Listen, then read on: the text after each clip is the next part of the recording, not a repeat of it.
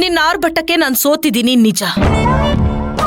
ಆದ್ರೆ ನಾನೇನಾದ್ರೂ ಆರ್ಭಟಿಸಿದ್ರೆ ನೀನ್ ಸಾಯೋದಂತೂ ಗ್ಯಾರಂಟಿ. ಸಾಯಲೇಬೇಕು.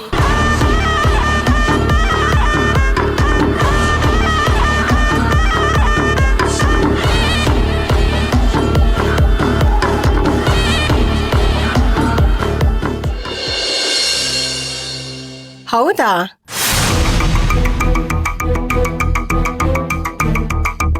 ಇವ್ರು ಯಾಕೆ ನಮ್ಮನೆಗೆ ಬಂದಿದ್ದಾರೆ? ಮತ್ತೆ ಮಾಡ್ತೀನಿ, ಬಾಯ್. ಹ, ಪ್ರಜ್ವಲ್ ಅವರೇ ಬನ್ನಿ. ಹೇಗಿದ್ದೀರಾ?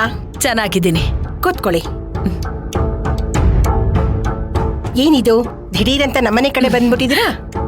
ಈ ಕಡೆ ಸ್ವಲ್ಪ ಕೆಲ್ಸ ಇತ್ತು, ಹಾಗೆ ನಿಮ್ಮನ್ನ ನೋಡಿ ಮಾತಾಡ್ಸ್ಕೊಂಡು ಹೋಗೋಣ ಅಂತ ಅನ್ಸ್ತು ಬಂದೆ. ಓ ಸರಿ, ಆಯ್ತು. ಕಾಫಿನೋ ಟೀನೋ? ಬೇಡ ಬೇಡ, ಕೂತ್ಕೊಳ್ಳಿ. ಹೇಳಿ. ಹೌದು, ನಿಮ್ ಮಗಳು ಮದ್ವೆ ಯಾವಾಗ ಇಟ್ಕೊಂಡಿದ್ದೀರಾ? ನಾವಿನ್ನೂ ಅದನ್ನ ಡಿಸೈಡ್ ಮಾಡಿಲ್ಲ.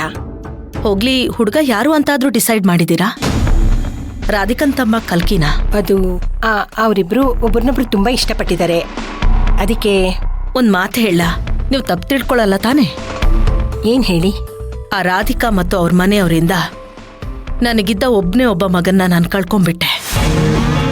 ಆ ರಾಧಿಕಾ ನನ್ನ ಬಗ್ಗೆ ಇಲ್ದಿರೋದನ್ನೆಲ್ಲ ನನ್ನ ಮಗನ್ಗೆ ಹೇಳಿ ನನ್ನಿಂದ ನನ್ನ ಮಗನ್ನ ದೂರ ಮಾಡಿಬಿಟ್ಲು. ಅದಕ್ಕೆ ಕಾರಣನೇ ದುಡ್ಡು. ಅವಳು ಪ್ರೀತಿನ ನೆಪ ಮಾಡಿಕೊಂಡು ದುಡ್ಡಿಗೋಸ್ಕರ ನನ್ನ ಮಗನ್ಗೆ ಮೋಡಿ ಮಾಡಿ ಅವಳು ತಾಳಕ್ ತಕ್ಕಂಗೆ ಕುಣಿಸ್ತಾ ನನ್ನ ಮೇಲೆ ಎತ್ ಕಟ್ಬಿಟ್ಲು. ನನ್ನಿಂದ ದೂರ ಆಗಿ ಈಗ ನನ್ನ ಮಗ ಅವ್ರ ಮನೆನೇ ಸೇರ್ಕೊಂಡ್ಬಿಟ್ಟಿದ್ದಾರೆ. ಏನ್ ಹೇಳ್ತಿದ್ದೀರಾ ನೀವು? ಹೌದು, ನಿನ್ನೆ ಅದ್ಯಾವುದೋ ದೇವಸ್ಥಾನಕ್ಕೆ ಅಂತ ಹೋಗಿದ್ರು. ಅಲ್ಲಿ ಏನಾಯ್ತೋ, ಯಾವ ಮಾಟ ಮಂತ್ರ ಮಾಡಿಸಿದ್ಲೋ ಗೊತ್ತಿಲ್ಲ.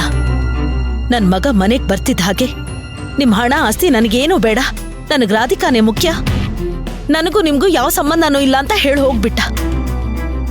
ನನ್ ಮಗನ್ನ ನನ್ ಪ್ರಾಣಕ್ಕಿಂತ ಹೆಚ್ಚಾಗಿ ಸಾಕಿ ಬೆಳೆಸಿದ್ದೆ. ಆದ್ರೆ ಆ ಮಗನ್ನ ನನ್ನಿಂದ ಆ ರಾಧಿಕಾ ದೂರ ಮಾಡ್ಬಿಟ್ಲು.